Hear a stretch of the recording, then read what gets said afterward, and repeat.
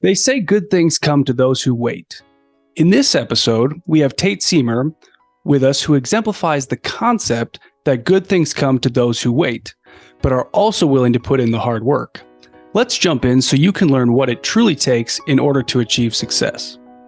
Are you a working professional but struggling to balance the workload of your career, family, obligations, and preparing for your financial future? If so, this podcast is for you. You've spent years learning your craft, and now it's time to focus on your financial future. This podcast will teach you what you need to retire wealthy and happy. Let's dive in.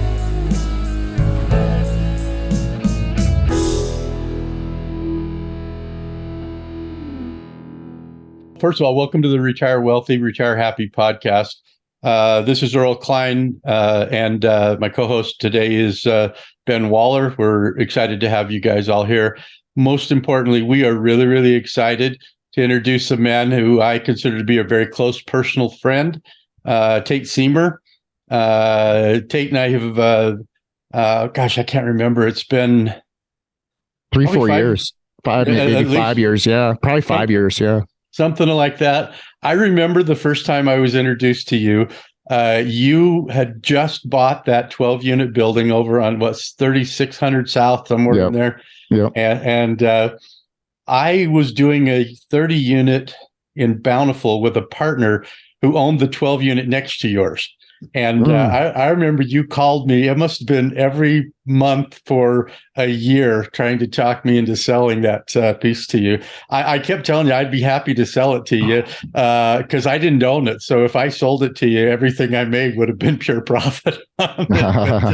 Anyway, but I remember going, this man, when you look up persistence in the dictionary, there's got to be a picture of Tate sitting right there with a smile on his face. So anyway, you called me quite a bit for to see if we could sell that to you.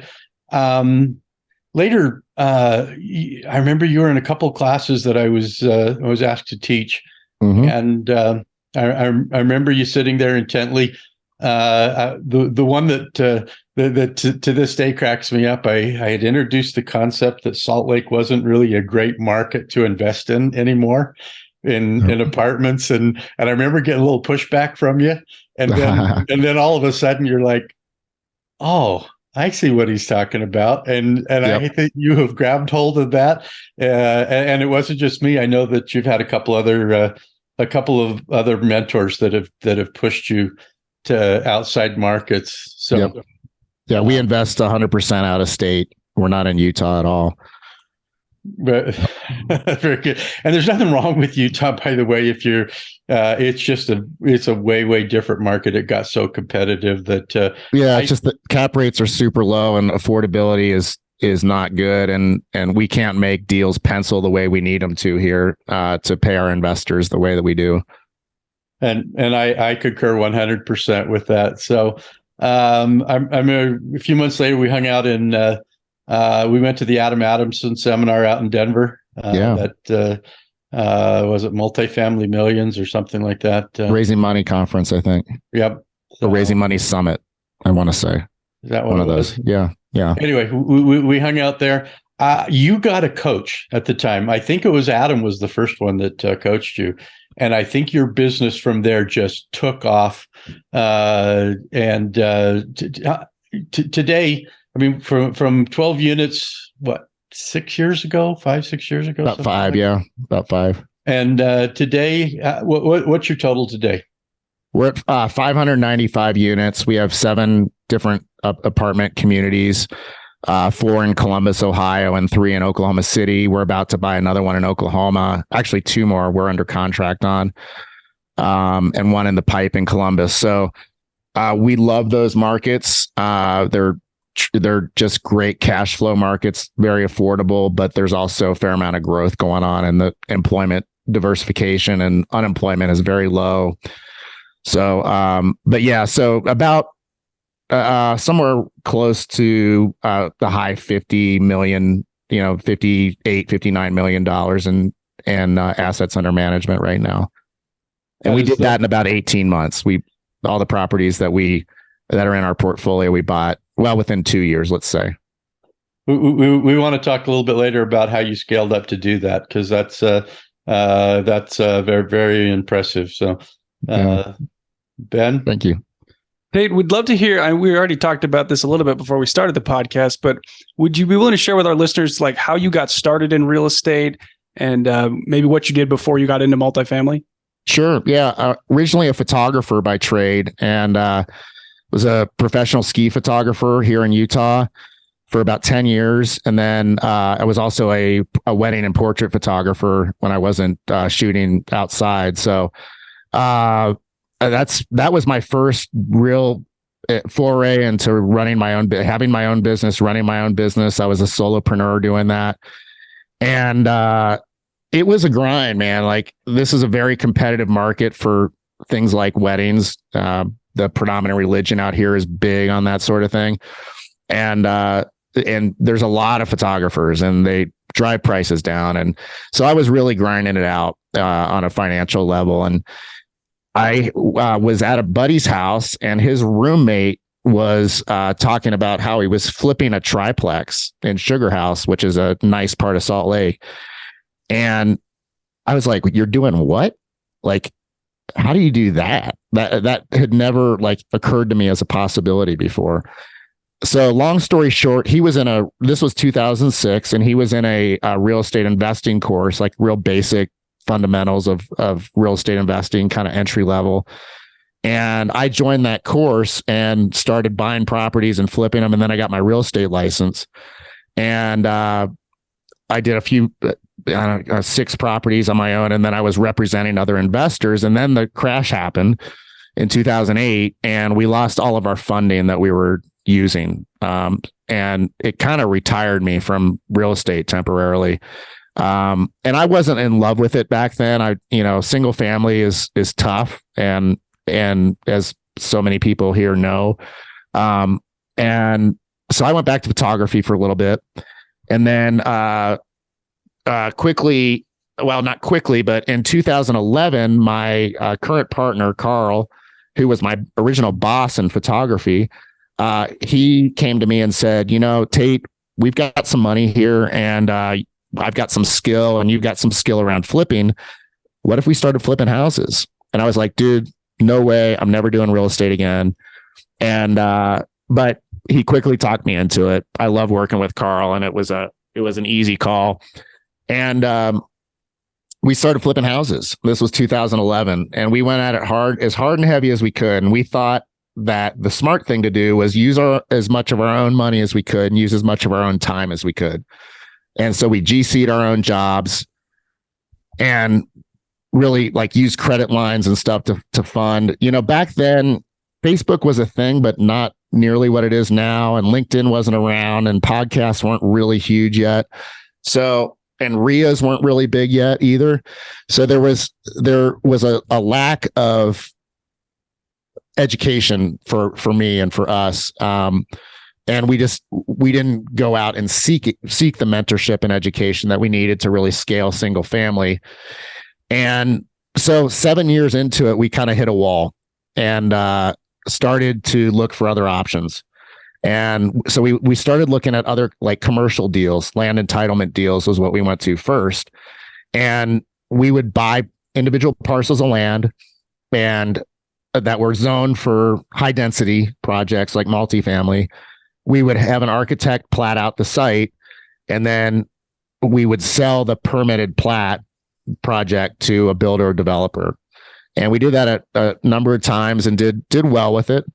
And then we thought we'd try our hand at building new townhomes, high density. And that was a disaster, quite frankly, for a number of reasons, but it did not go well on an economic level.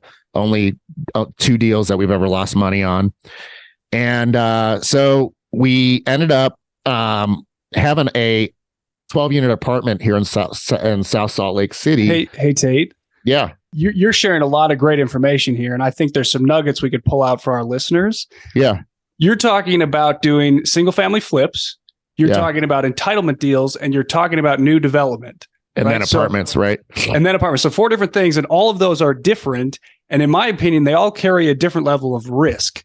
So when you say that your development deals didn't go well, would you be willing to just dive into that a little bit so we can, I mean, because as a listener, like, why is that much more difficult? Because I understand it. Yeah. But maybe you can kind of flush out why it didn't go so well for you. Sure. Yeah. So, we weren't experienced as builders. So we, number one, didn't know what we didn't know when it came to due diligence.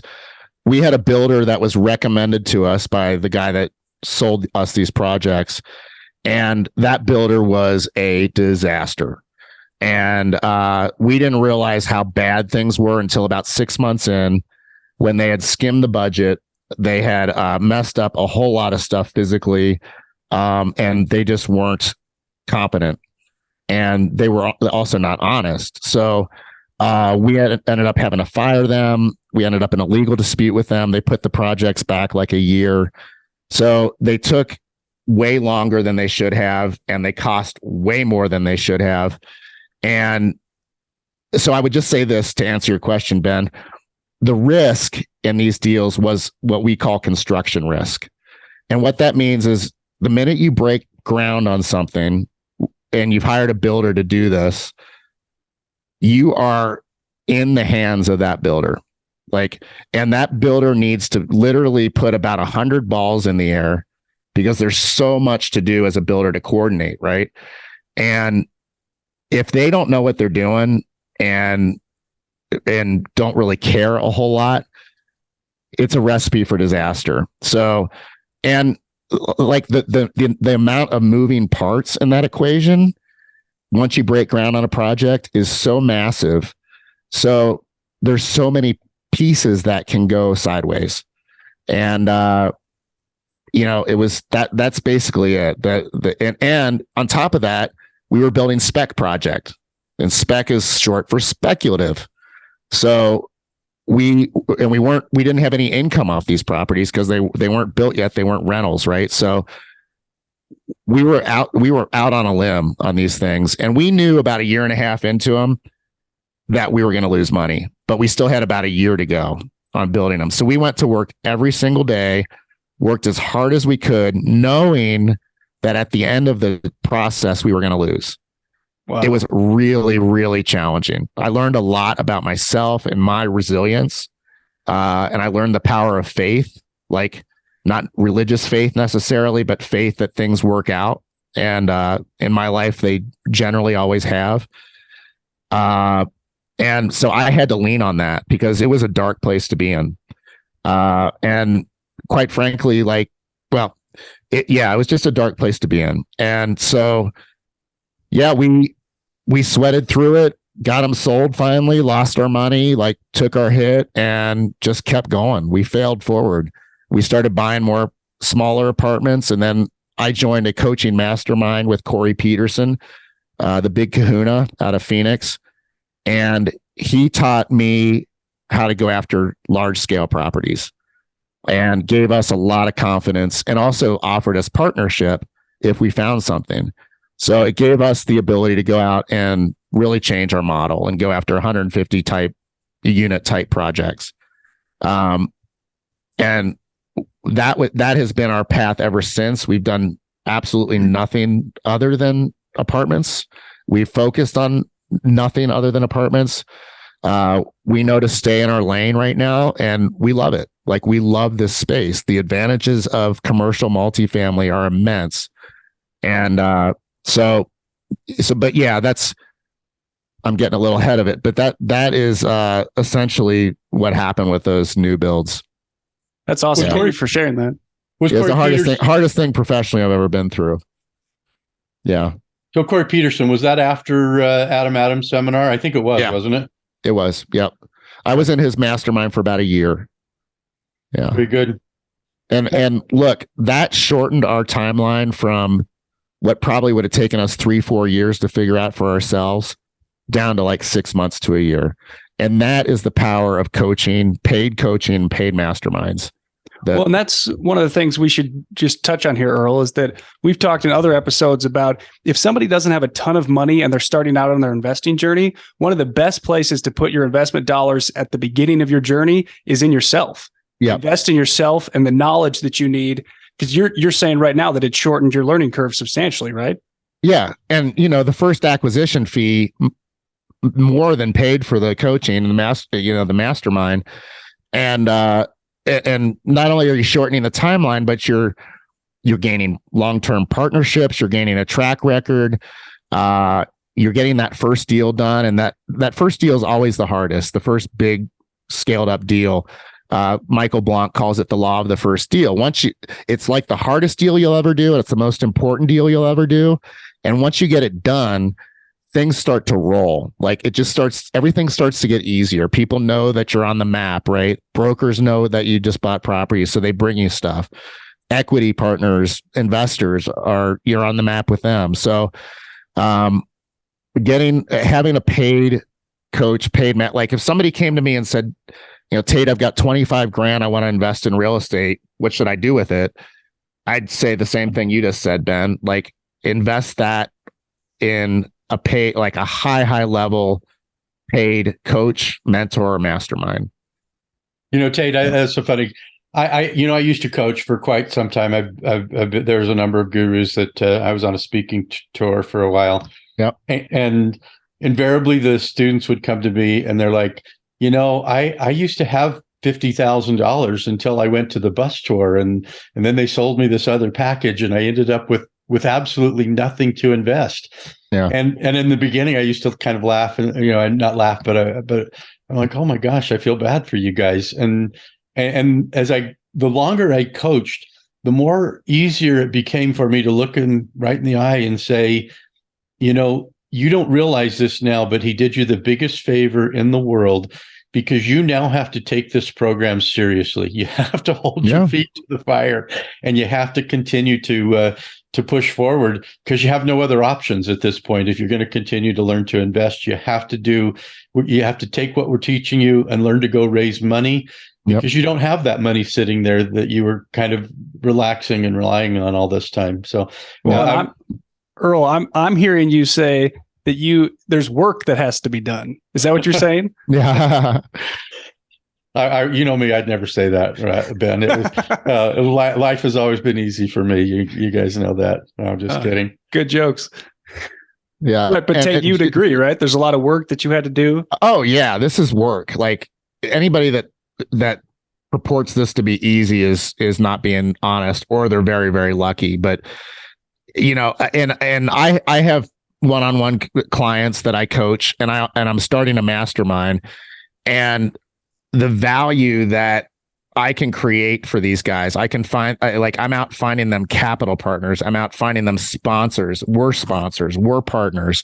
I'm bringing the full package to brand new clients that have either never done multifamily before or have done small multifamily and want to scale up. And so I'm basically taking these guys, plugging them into my network, my resources, my knowledge and experience, and they're leveraging that for, barely 5 figures. Like, is that you're going to make on an acquisition fee on your first deal, depending on the size, you can make $50,000 to $500,000 on an acquisition fee, and just more than that if it's a big deal. So you're paid the amount that you pay for a coach or a mastermind is a fraction of the very first money that you're going to make. And that coach, if they're good, and you have a lot of one-on-one with them, whether it's a mastermind or a one-on-one program, is an insurance policy that you're not going to make any big mistakes.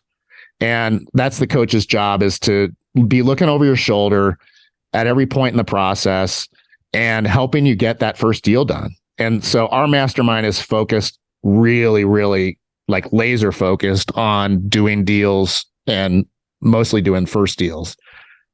So it's super exciting. Earl, are you okay if I skip around just a second? Yeah, just one second. I want to do a little follow-up question here. You talked about your first deal. Yeah. I'm pretty sure I know the answer to this, but you didn't do it by yourself. You had a partner that went in with you on that first deal, didn't you? Well, my current business partner and I have kind of done everything together. Carl and myself, Carl York. So yeah, it was just him and myself. You're talking about the 12 unit, but the next one that you did after that, up in Salt Lake City, you got a really Clearfield. Yep. You got a very experienced partner, and that was where things I think started to turn for you, was to have somebody to hold your hand and kind of help you through the process. Yeah, it's one of the smartest things we ever did. And what we did was I knew this person pretty well through Real Estate Investor Association meetings. We didn't have a partnership relationship with him. So when we got that second deal under contract in Clearfield, Utah, we offered him part of the general partnership to just advise us on the deal, to literally just look over our shoulder and make sure we were doing everything right. And that turned into him actually investing in the deal. That turned into us doing 5 more deals with him. So consider that on the first deal, you just want to be in the deal somehow. You don't really want to be worried or concerned about how much of the deal you're getting, because you just got to get it done. And that may probably is going to mean bringing in a sponsor, bringing in capital raisers, doing whatever it takes to fund the deal and get it closed. And just do it. Like if you get 10% of the deal, like great. Like, you know, it's no matter if it's 2% or 80% of the deal, you still get those doors in your unit count, the assets under management, the track record, everything else. It's in your portfolio now. So just get it done. Don't be worried about how much you're getting on the first one or even the second or third one. You're building long-term relationships. And that's one of the primary differences between single family and multifamily. Single family is very transactional. Like you meet somebody, you do a deal with them, and you may never see them again. Multifamily is you're building a power team of brokers, investors, lenders, capital partners, et cetera, property managers. You want to be doing deals and deals and deals over and over again with those same people. So you're building, this is a relationship building space. And I love that aspect of this. I think it's just so fun. So Tate, you're telling us a little bit about this coaching program you're doing, which sounds awesome. Can you tell us like what made you decide to start doing that coaching program and maybe some details about what your coaching program is like? Sure. Yeah. I started it because I authentically believe that the best way to do this business is to be a value add person, entrepreneur, meaning that every interaction you have, you're looking for how can I add value to this person? And there's literally nothing more powerful than a one-on-one coaching relationship where I'm 100% focused on making sure that client has everything they need, is being challenged, is being held accountable, is doing what they need to do to get into the business and get deals done. And it is so gratifying to see success, to see excitement, to see them light up when they get something big done. And so the first reason is I just love doing it. You know, I was a psych major in college. I have been in a counselor position many, many times. I've been in coaching positions before.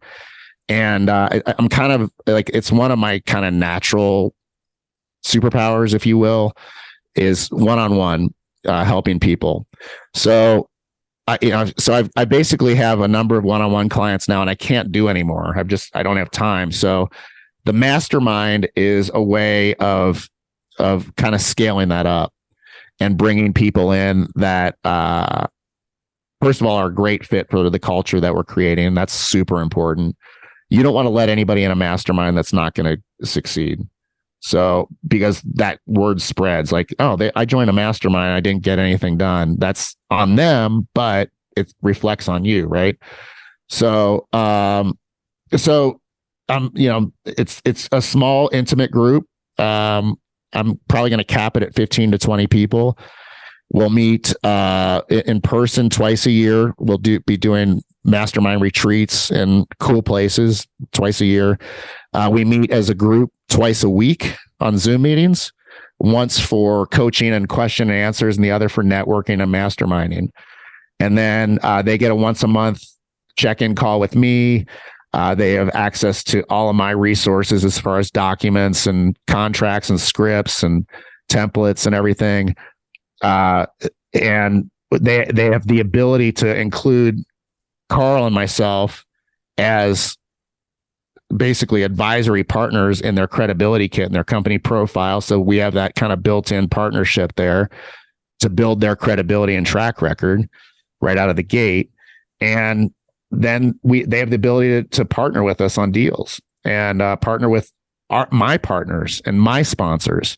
And so, like I said, I've got sponsors lined up, ready to do these deals with my clients, and they're leveraging my credibility with those sponsors, right? The sponsors look at me and say, "Oh, these are clients of yours, Tate? Yeah, well, we'd love to work with them." So, that's, and there's a number of other, aspects to the coaching mastermind, but it's basically designed to give you absolutely everything you need other than your hard work to get that first deal done, and hopefully get multiple deals done in a year. And it comes with a guarantee you'll get your first big deal done in a year, or I will keep working with you until you do. So yeah, it's basically just the camaraderie and sense of contribution that everybody has towards each other in a mastermind is so exciting. And it's everybody in it so far is very, very high level and either doing deals or has what it takes to do a deal, in my opinion. So yeah, that's kind of the outline there. Thanks for sharing those details. And just for our listeners, we'll have some links in our show notes for Tate's coaching and mentorship programs he's talking about here. One thing I did want to clarify, Tate, is when I'm listening to you talk about your program, I would classify that very much for people that want to be active investors. Would you agree that that's very much for somebody who wants to be an active investor? Yes, I would. So I look at it as it's either perfect for an active investor that wants to basically be the lead sponsor on a deal, go out, find the deal, negotiate, get under contract, put the team together, et cetera. Or it's really great for capital raisers that want to be, quote unquote, co-GP on other syndicators' deals. I joined a mastermind called Raise Masters this year, which is fantastic. There's like 430 people in this mastermind, and they're all capital raisers. And so I'm networking with private equity firms. I'm networking with co-GP, and I'm bringing all of that education, resources, experience, and network to my mastermind, right? So I'm leveraging Raise Masters, is what the name of this mastermind is. I'm leveraging that into my mastermind, and creating a whole lot of value there for a potential capital raiser as well. But yeah, Ben, you kind of hit the nail on the head. Perfect. It's not for a passive investor that just wants to be an LP, a limited partner in deals. That's great. Thank you for sharing. Yeah. So one of the things when you got started, Tate, we want to talk a little bit about your podcast for just a second, because you're talking about all this stuff that's really geared towards active investing. Your podcast is just a little bit different, but I think the main purpose of your podcast also is to really focus on more on passive investors, isn't it? To get your name out there and get people, or does it have a different purpose? Well, it's honestly give a shout out to your podcast there, Tate. Yeah, Apartment Gurus podcast. It's 3 years old. We've got 200 episodes. We've published 175, but I've got 30 in the can. It's all interview based, except for once in a blue moon, I'll do a solo episode. But I have the gurus of the industry on the celebrities, if you will, that are the big public speakers and authors and true experts, $1 billion portfolio holders, come on the show. And anymore, Earl, to answer your question, I just kind of do it because I love it. but the original motivation behind it was to build credibility, not necessarily with passive investors, although ultimately that's really important. But we talk more, I guess I do have shows that are about passive investing and that where the guest is talking about that, but it's really more like lead sponsor oriented, I think, because I'm covering it from my perspective of being a lead sponsor and an owner of a firm. And so I'm asking selfish questions, right? Like to educate myself as much as anything, to be better at what I do. So, but it has helped with raising capital and from passive investors, because they'll go search me and they'll see the podcast. They'll see 3 years worth of episodes, and that definitely builds credibility. I was going to laugh. You invited me to be on one of your podcast episodes. But it was really, really early on when nobody was way early. Yeah. So nobody was listening back then. So, well, you know what though? People have listened a lot since then. Yeah. No, I see your stuff come around, and I've listened to several of your episodes. I get a weekly notice of the latest one that's being introduced and that type of thing. So cool. My email list is doing its work. There we go. Yeah. You don't even see it anymore. It's all automated. Just somewhere in the background, all this stuff is happening. My VA is doing all that stuff. Yeah. Very cool. Yep. How's VA helped you? Is that our VA is a graphic designer and an email specialist and a social media specialist. And so we have him do all of our assets, offering memorandums, credibility kits, landing pages, etc. It's all stuff that I don't have the skills to do. So yeah, that he's been part of our team for over 2 years now, and he's in the Philippines, speaks great English, nice guy, and very accountable, does what he says he's going to do and does a good job with it. We'll be hiring here very soon as well. We need to get more human resources on board with our company right now. So our next hire will likely be a capital raiser. Very good. Investor relations specialist, basically. Ben, you want to ask him about some deals and stuff? Yeah. Tate, we'd love to hear some stories about maybe a favorite deal that you've worked on and why it was your favorite deal. Sure. Let's see. There, not out of the 9 apartment deals we've done, none of them really necessarily stick out as a favorite. So I guess I would just say the one that you learn the most from, that the first one, that first 12 unit, it just was everything to us at the time. And I remember underwriting it and my partner looking at me and saying, dude, can you shoot a hole in this deal? Like, we were looking at income from a property, which we had never underwritten before. So, and tax advantages and equity growth, and you raise the rent a few $100s and you just created millions of dollars in equity. Like that whole, all that stuff was it was such a revelation. And we made good money on that deal, but more importantly, even though it was only 12 units, it got us going in apartments and led to everything else we've done. So, and it was really a beautiful building at the end of the day. It was, we painted it a nice charcoal gray and we put a beautiful sign on it and landscaped it. And it was very satisfying. That's awesome. Yeah. So just remember, listeners, whatever it takes to get that first deal done, you got to do it. You just got to do it, and it will change your life. Just to make our listeners feel better, Tate, was there a lot of mistakes made and learning experiences in that first deal? Yeah. There's been mistakes in every deal, quite frankly. You're never going to do it perfectly. And you learn a ton every time, especially when you're in your first few years and your first 10 deals, I would say. One of the things for us that was not really on our radar was how much work asset management was going to be. And so my partner, Carl, it's kind of all he does is asset management side. We're trying to get him some help and trying to get him out of the weeds with that. But it really consumes him. So, and there's so many moving parts in that too, because you're managing the property manager, which is where the business plan gets implemented. And if you don't do it well, you can't create the value in the property. So the project's not going to work. And asset management is just, again, it's not something that people talk a whole lot about in the business because it's maybe not that sexy, but at the same time, it is just massively important. Like, you have to nail your business plan. Ben, you don't have any understanding.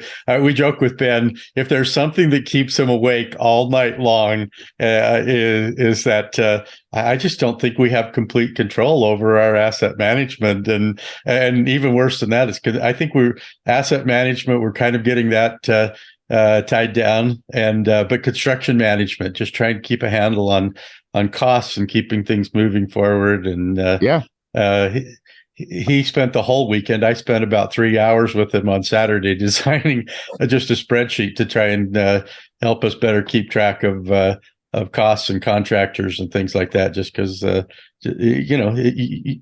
if you're doing okay, you can always do better with it. So, well, and we're actually in the process of hiring a third-party asset manager.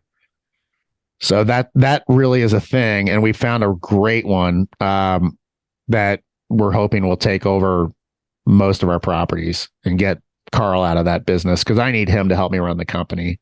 Yeah, that's awesome. Yeah. And a couple things I wanted to tie together here, Tate. Going back to what Earl said about your picture being in the dictionary next to persistence, and also you're going into coaching and being willing to put the work in. Like, there's always going to be challenges. We're always going to make mistakes in these things that we're doing as far as investing and whatnot. But if we're willing to address the challenges head on, that we're able to overcome them, or you've been able to overcome them. And hopefully our listeners would be able to do the same if they're willing to put the time in and be committed to it. Yeah. And I would say, like, the worst mistakes we've made have been in the who, not how conversation. If people are familiar with that book, and some of the best things we've ever done were in the who, not how conversation. It really, like, it's so true that who you have in your circle working for you or partnering with you or whatever is where it's at. Like, you're either going to hit your home run there, or you're going to strike out there. And we've struck out a couple of times. We had a property manager in Oklahoma City that we had to fire. They were managing 3 properties for us. And, it was, you learn how to, in retrospect, we've learned how to do due diligence on property managers now. So that was a big lesson for us. And guess what? All of my clients now are going to benefit from that lesson.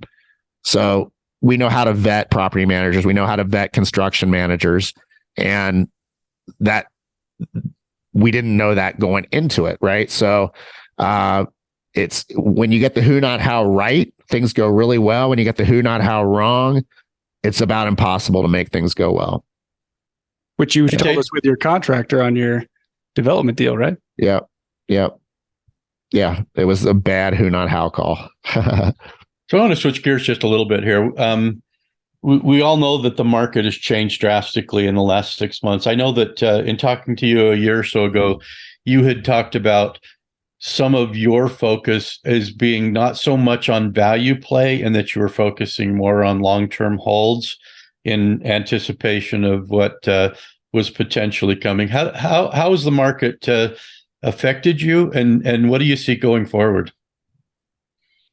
Well, yeah, good question. The market has affected us by really reducing inventory for, deal flow, basically, because so many sellers have just gone into a hole and decided not to sell during this time because the value of properties has come down as interest rates have gone up. So on the acquisition side, it's just a lot more sparse as far as deals go. That said, some of the deals we're starting to see now are good deals. And, 4 months ago, we weren't seeing anything good because sellers were still expecting the high prices. Reality has set in, and there's people that are experiencing a lot of distress because of these higher interest rates. They have notes that are adjusting and coming due, et cetera. So there's going to be a ton of opportunity, Earl, to answer your question about what's coming. I think the next year is going to be one of the best buying windows that we've seen in certainly 10 years. So we're getting ready to buy and to acquire. And we're currently buying and acquiring. So, I defer to the experts, people like Neil Bawa, who's been on my show 3 times. Like, basically everybody thinks the Fed's probably going to, we're recording this on March 6th, 2023, and the Fed's probably going to raise rates once, maybe twice more. Right. And maybe, I don't know, I guess possible 3 times more, but I think rates are going to stay high for a year. And then I think the Fed's going to have to start cutting rates. Yeah. So, and then prices will start, values will start going up. And then I think we're going to enter the next growth cycle, which will make multimillionaires out of people that are doing the right things now.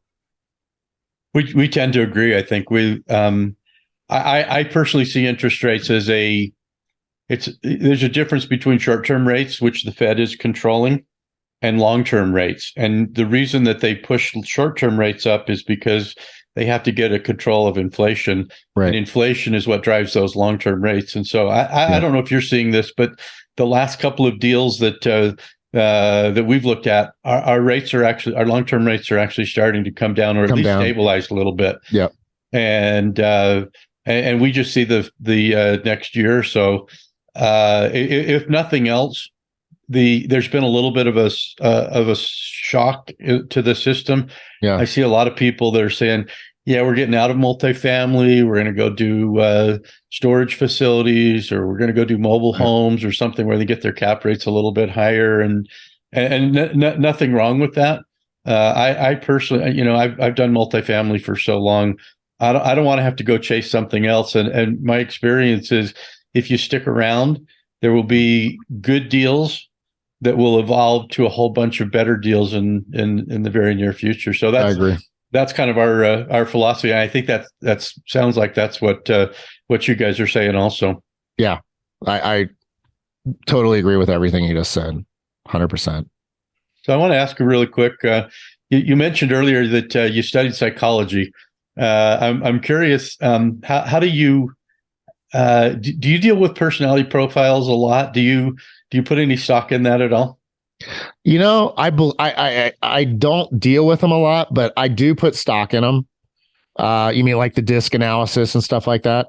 Yeah, A, B, C, D. Yeah, the colors, all that kind of stuff. Yeah, I think those are very valuable tools for things like hiring and partnering and determining who you're going to work with. I can't honestly say that we've really used them much. I used them with one hire that we did. But I put some stock in that stuff. I think at the end of the day, like, everything we do has a heavy psychological element to it. Every conversation we have, every business decision we make, every business plan we write, every vision we have, et cetera, comes down to like the 6 inches between your ears. And that determines everything. So to me, like, when we start in the mastermind, we start with mindset, because to me, it's 80-90% of the game. If you believe that you can do this and you're willing to not quit ever, you will get it done. You will be successful. At the same time, if you have a limiting belief that you can't do it, it's just about impossible to get anything done. So it's a heavy determiner. I love the mindset aspect of this. I love coaching it. I love watching people clear up limiting beliefs and like set themselves free. And so the personal development side of this business is one of the most exciting things to me, to watch people grow and become like the best versions of themselves through entrepreneurship is thrilling to me. I love it. I was introduced to it, probably 20 years ago. I was running the LA region, which is about 5,000 apartments and close to 1 million square feet of office and retail. And we had a guy brought I think it was Myers and Briggs, and we tested every single leasing agent, every single assistant manager, every single manager, all the people in the office, my bookkeepers, my trainers. We tested them all, see if we could typecast what type of personality that they had. Mm-hmm. And it was absolutely fascinating. I found some things out about myself that and I joke with Ben all the time. I am a type A, or at least I'm pretty sure that I'm mostly a type A personality. But I had such a bad experience with one of my bosses that was so type A that we just learned to regret going into his office, because something bizarre was going to come out. And so I learned to hide it by pretending to be a type C, the analytical type. But do you have any opinions about your personality? What type you think you are? I'm a driver, like I'm a visionary and a driver, and I love driving vision forward. So I don't know what that makes me. Is that type A? Yeah, you're probably. I would put you as a type A, and but I know you do a lot of the analytical side of your business too. I think you're still the one underwriting most of the deals. Yeah, I underwrite everything we do. Yeah, I do a lot with analysis. Yep. Well, there's a lot you can learn. Every time I interview somebody today, it takes me about 2 or 3 minutes, and I'm like, okay, this is a strong type C with a little bit of type A. And I'm trying to figure those people out. I don't know if it benefits me at all, but it's fascinating after I get finished with the interview and I talk to my partners and we all start laughing about, oh, that guy's a shark, or this guy's a dolphin, or whatever, however we typecast them. So anyway, Earl, can I build on that? Yes, go ahead. Well, you're sharing a story about a boss you had that you were almost scared to go talk to. And earlier, Tate was talking about the book, Who Not How. And I think one of the important things for our listeners is that if you're, regardless of what you're doing in life, focusing on the team that you build is really important to your ability to be successful. Because if you're working with people you don't like working with, it can end really badly. Or if you're working with people that don't know what they're doing, it can end even worse. So not only how it ends, but how it goes before it ends. Like if you're working with people you don't like to work with, you're not going to be productive or efficient. I mean, maybe you can, but like one of our core values is working with people that we love. And so therefore we don't work with people we don't like. World's a big place. Find those people that are worth putting the time into, right? Yeah, absolutely. Life is short, do it. Do it with people you enjoy being with. So yeah, I agree. Couldn't agree more. Yep. Earl, we're almost at an hour. Why don't you start with some of his lifestyle questions, and we'll finish this up. Did you want to ask anything about future multifamily? No, I did. You're good there? Yep. Okay.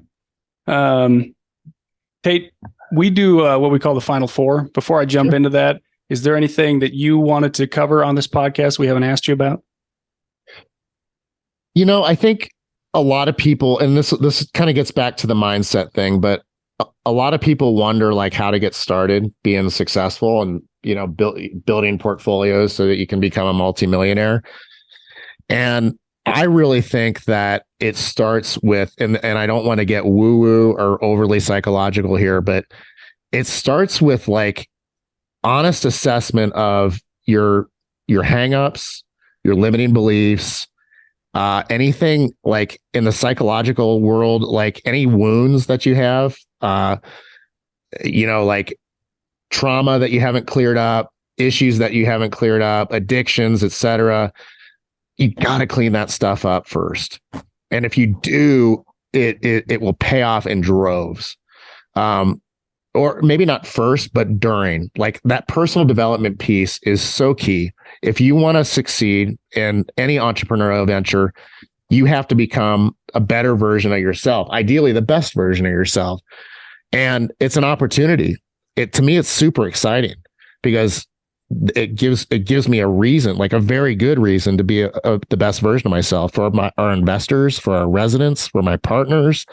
So, just consider, listeners, like take an honest assessment, maybe do some journaling, and like, where are your beliefs right now about you and your ability to succeed and be resourceful and work hard and hook yourself up with the right resources like coaching or masterminds to move the needle and move it big time. And you will. But sometimes whether it's therapy, coaching, yoga, journaling, meditation, like you know what it is. You know what it is you need to do. So I would encourage you to go do it. I think after a couple of years in real estate, I've done probably 30. I think I need lots of therapy after lifetime. We all need therapy, Earl. Yeah, yeah. So I'm going to ask this quick question, and then we'll let Ben follow up with our standard questions. But I want you to talk a little bit about how different your life is today, and how different. Did you ever, in your wildest dreams, think you would? You're a photographer 10 years ago, struggling to get by, and how much different your life is today. Yeah, it was 2006. So it was about 17 years ago. But there's so much more possibility now. And of course, we have a solid foundation. We have a business, we have a brand, we have a track record, we have a business model, we have a vision. We didn't have any of those things back then. For me, like, I could talk about the material stuff or travel or time off or control over my schedule. I think it comes down to, like, I'm connected to purpose now. And I wasn't at all connected to my purpose back then. So, and that's huge. Like, if you're on purpose, you're doing something that you're good at, you're doing something that you love, and therefore you're going to be successful. I think it's a missing ingredient for a lot of entrepreneurs, to be honest with you. Yeah, thanks. I think that's so important. So, Ben, you want to go ahead and ask those follow-ups? Yeah. I also wanted to summarize what Tate was saying. It sounds like, correct me if I'm wrong, Tate, but you're saying that if you want to be successful financially, you can't just focus on that one category. You have to focus on being the best version of yourself in all categories. All categories. It's all connected. And in my book, it starts with the physical. Like, it starts with eating well, exercising, sleeping well, drinking enough water. Like, the physical determines so much because your brain is part of your physical body. So you got to take care of your physical body at the foundation, in my opinion, to be the best version of yourself. And that doesn't mean being perfect or 10% body fat or whatever. Like, it just means being a healthy version of yourself, and self-maintenance, self-care, self-management is key. Well, that's a great point to add, because this podcast is called Retire Wealthy and Happy, and it's hard to be happy if you're struggling with your health. So focusing on starting with your physical health is a great point. Agreed. Tate, it's time for the final four. These are questions that we ask every guest that comes on our show. So without further ado, the first question we want to ask you, Tate, today is, what is your favorite business book? Wow, that's a great question. Maybe at the current time or something. Yeah. I'm there's so many, and I'm a big Audible reader. I probably have 100 audiobooks in Audible. Vivid Vision is one that has been hugely informative for us. We wrote our own Vivid Vision as a company, which changes everything when you do it. It's a short read. It's really, really powerful. No matter what you're up to in life, you can have a vivid vision for your family. You can have a vivid vision for yourself, for your business, your church, whatever it is important to you. And it's an absolute reality shifter when you do it. Like, you're literally creating your own reality by writing these things. So that's one that comes to mind first. Thank you. That's awesome. Yeah. Our second question today, Tate, is, what brings you happiness? First thing that came to mind is my little dog, Joey. Just connection, I guess, is the answer. Connection brings me happiness. Bonding, great, healthy bonds between me and my friends and my family and my dog. And then, my number one passion in life is skiing. So it's a big part of my why I do what I do. So on a passion level, it's skiing. We got to at least ask, what kind of dog is Joey? Oh, he's a mutt, man. He's the funniest mix of like a lab and a dachshund or something crazy like that. He's so funny looking, and he's as intelligent as can be. And I've had him for 12 years, and he's just been an amazing companion. That's awesome. It's interesting. We did a podcast on just what makes people happy. It's 6-7 episodes back, and it was interesting that it's not children, it's not husband and wife, but it's relationships, and it doesn't matter who those relationships are, whether it's your family, whether it's your business partners, or in your case, your dog. We brought one home and she's always been, I don't want a dog. We brought a little dog home about a year ago after we. Cool. And Good for you. It's just fun to see her. She just melts when the dog comes up and wants to lick her face. So yeah, I mean, dogs are the best. I'm such a dog person. All right, Tate, our third question today is, describe what your future retirement looks like. I honestly, for me, like, I love to work, and I don't have any intention of like retiring in this traditional sense of the word, but geographic freedom and time freedom is what I'm after. And that'll mean owning and running businesses, because I want to do that. Like that's a part of what I want to do. And I'm turning 50 this year, so I've still got a lot of years ahead of me good work years. And I'm energized right now. I'm passionate, and I'm not even thinking about quitting. Like, I'm thinking about the exact opposite. So, but I love, I went to Mexico for a month in November and worked remotely. Being able to do that kind of thing is absolutely so satisfying and extremely exciting to me. So I want to do a lot more of that in the future. Should have waited till now. We got all this snow. Yeah. Well, I'm skiing it, man. Oh, that's true. Tate, last question for you with our final four. Tell us, what do you think is the best way to give back? I think the best thing that anybody can do for everybody in their life and everybody on the planet is to become the best version of themselves they can be. And I don't mean to be repetitive by bringing that back up, but if you think about the people that you love in life, really at the end of the day, you just want them to be happy, right? You want them to be healthy, happy, fulfilled, loved, feeling loved, loving, in intimate relationships, bonding, like.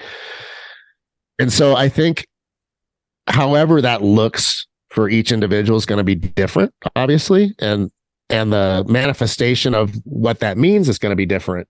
For me, it's bringing other people along for the ride, whether that's formal coaching or just, giving talks at RIA events or helping out people on a 15-minute phone call that need a little bit of help with no strings attached. Like, I'm all about that stuff, and I love doing it. So it's a natural fit for me. Be the best version of yourself. I love it. Yeah. Tate, one more question for you. If our guests or hosts, what do these people call? If our listeners want to get a hold of you, what's the best way to reach you?